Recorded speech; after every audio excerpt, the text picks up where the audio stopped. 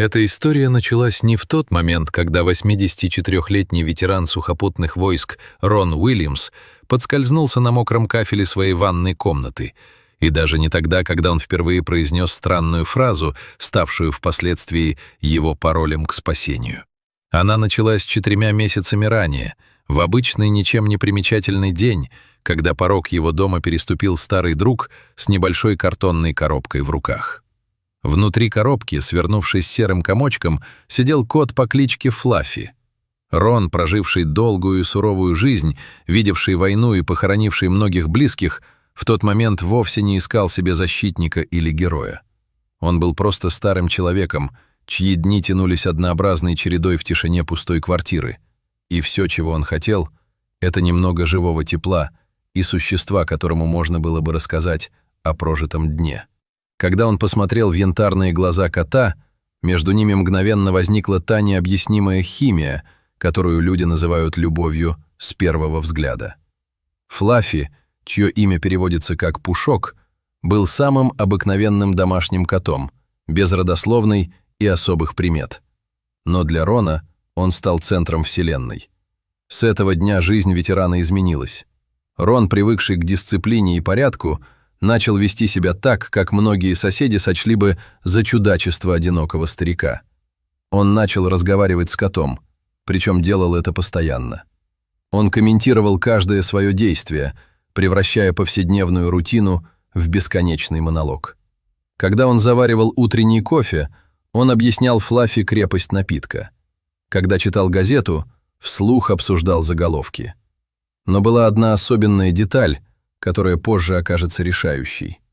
Рон обожал свой мобильный телефон. Единственное окно в мир, по которому ему звонили дети и друзья. Каждый раз, когда гаджет начинал вибрировать или издавать трель, Рон театрально восклицал, обращаясь к коту: «Ринг-a-динь, Флаффи! Слышишь? Ринг-a-динь!» Он брал телефон, показывал его коту, имитировал звук звонка и повторял эти слова снова и снова.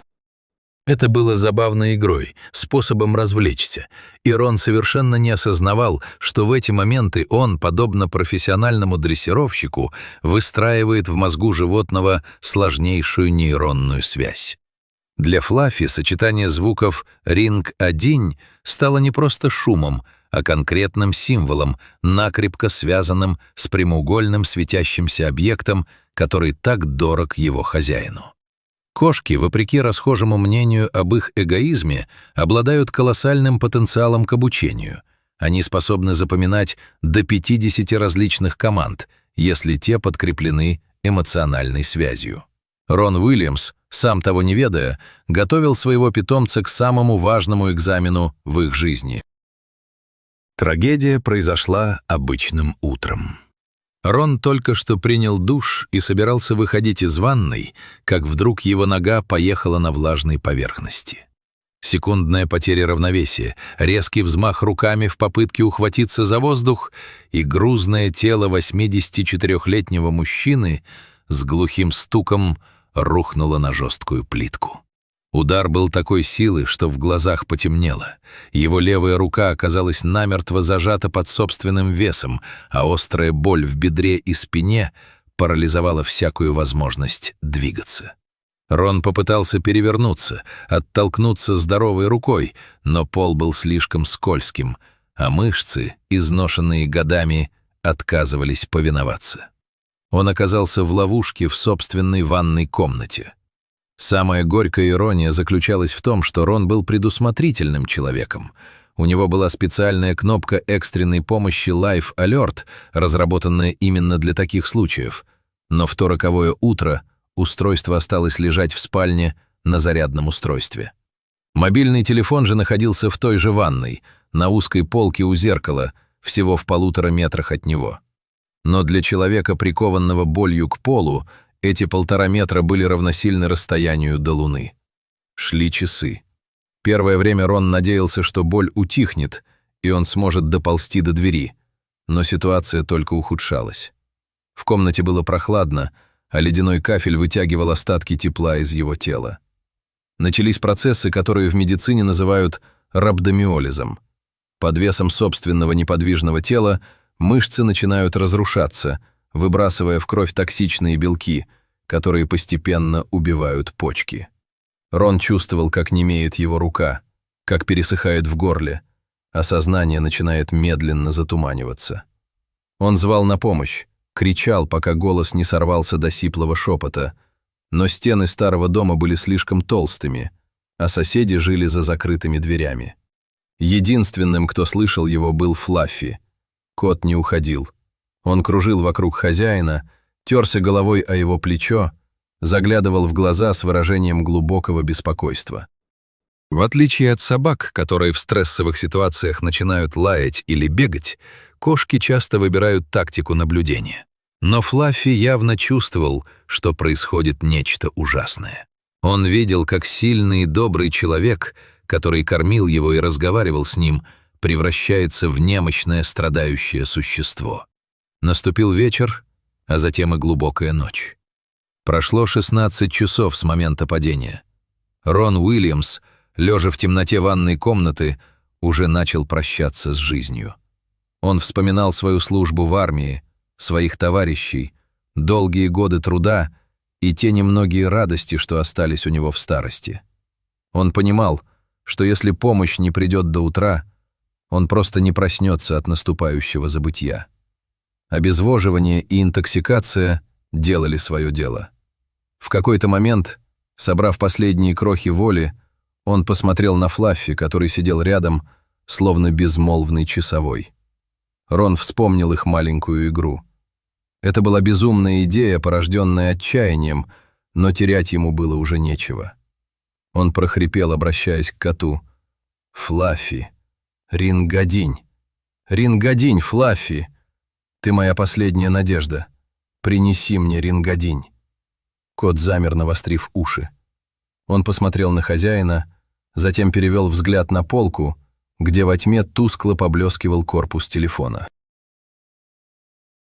То, что произошло в следующие 5 минут, ученые-этологи назвали бы когнитивным прорывом, выходящим за рамки обычного животного инстинкта.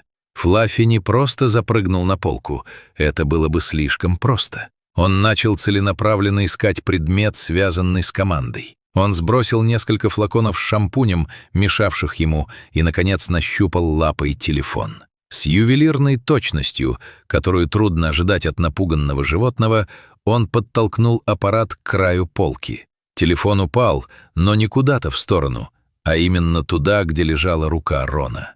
Ветеран почувствовал, как что-то твердое и прохладное коснулось его ладони.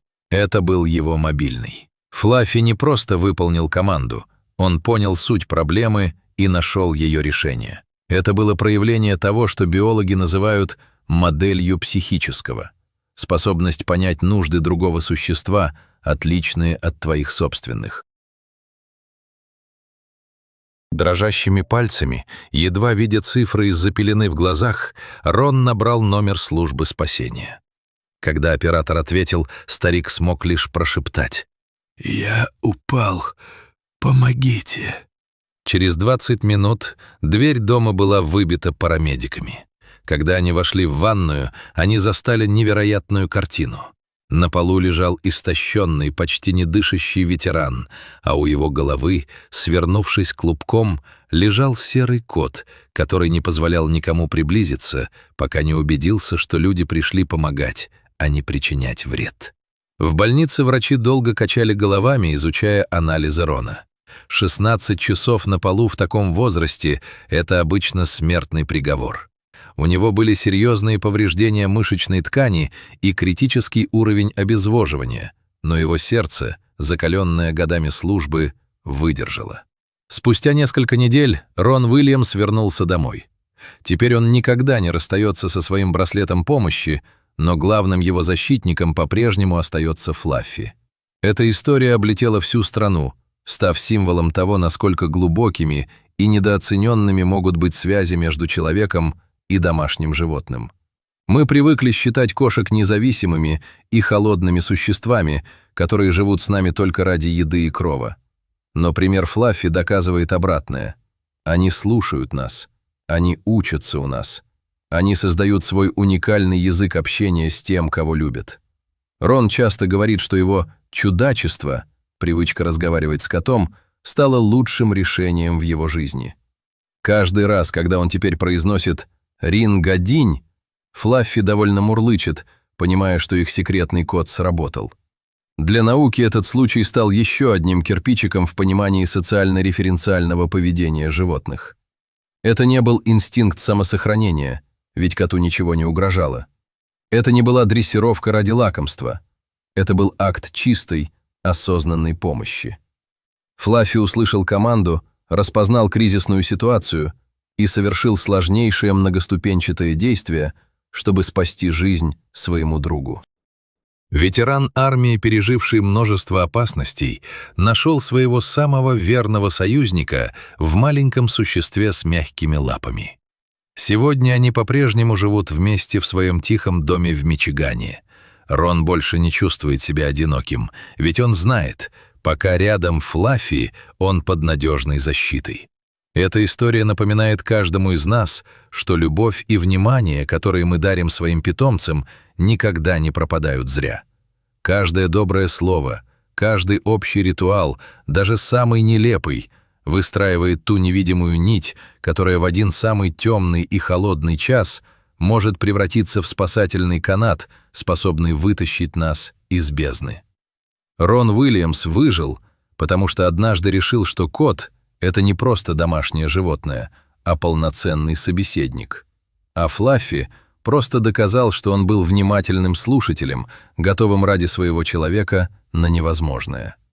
Их связь стала живым доказательством того, что в мире, полном технологий, самой мощной силой по-прежнему остается простая привязанность и понимание, выходящее за рамки слов и биологических видов. Теперь, когда Рон сидит в своем кресле и гладит Флаффи по серой шерстке, он знает наверняка – чудеса случаются. И иногда у этих чудес есть усы, хвост и невероятно умные янтарные глаза, которые видят гораздо больше, чем мы можем себе представить.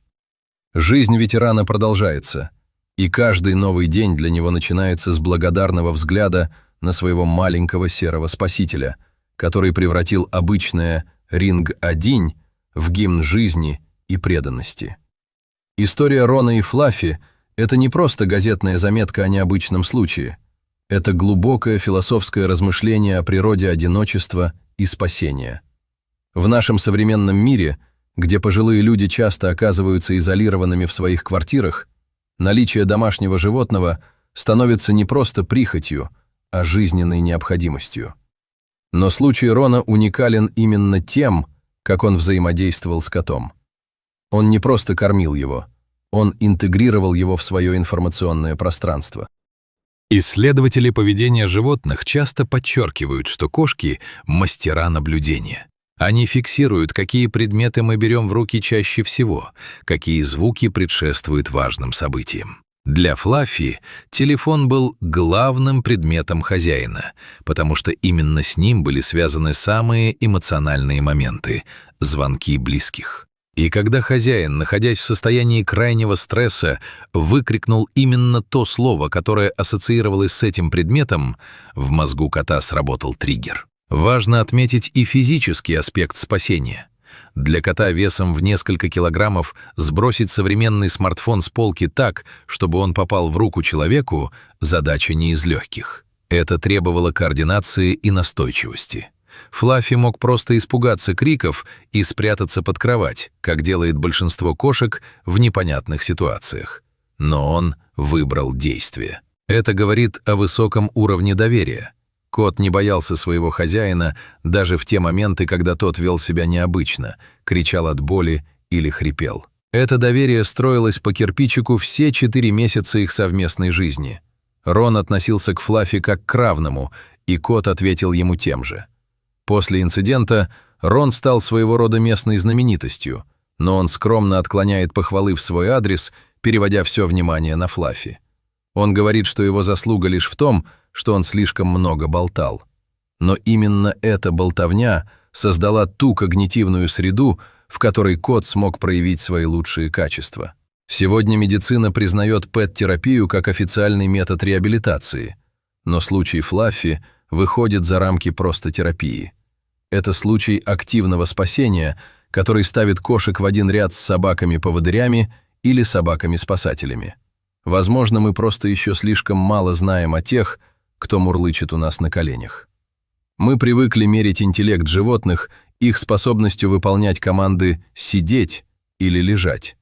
Но интеллект кошек другого рода. Он адаптивный, наблюдательный и глубоко индивидуальный. Рон Уильямс часто пересказывает эту историю своим внукам, и каждый раз в его голосе звучит трепет.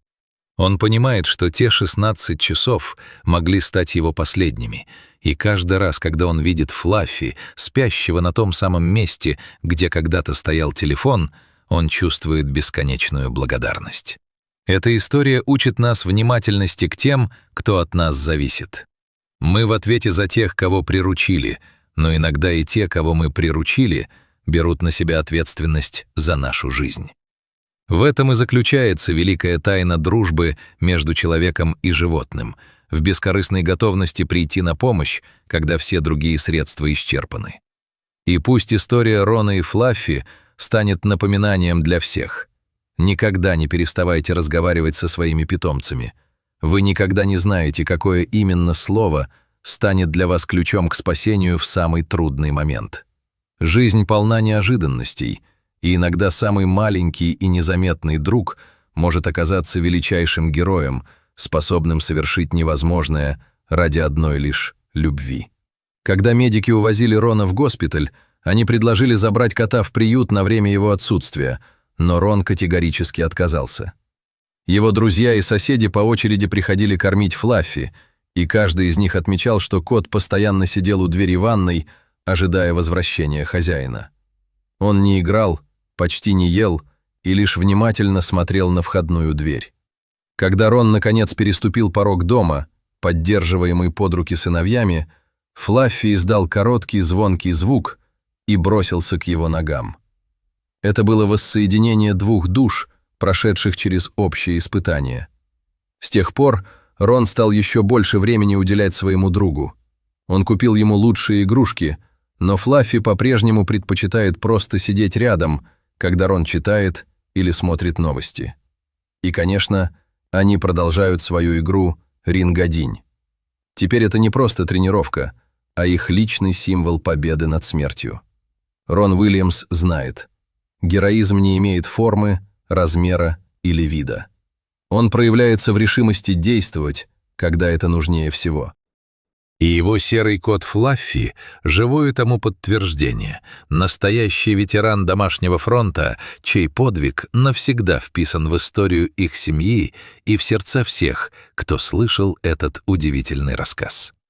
Жизнь продолжается, и в этой жизни, полной звуков и слов, самым важным остается тихий шепот понимания между человеком и его верным котом, которые вместе оказались сильнее самой судьбы.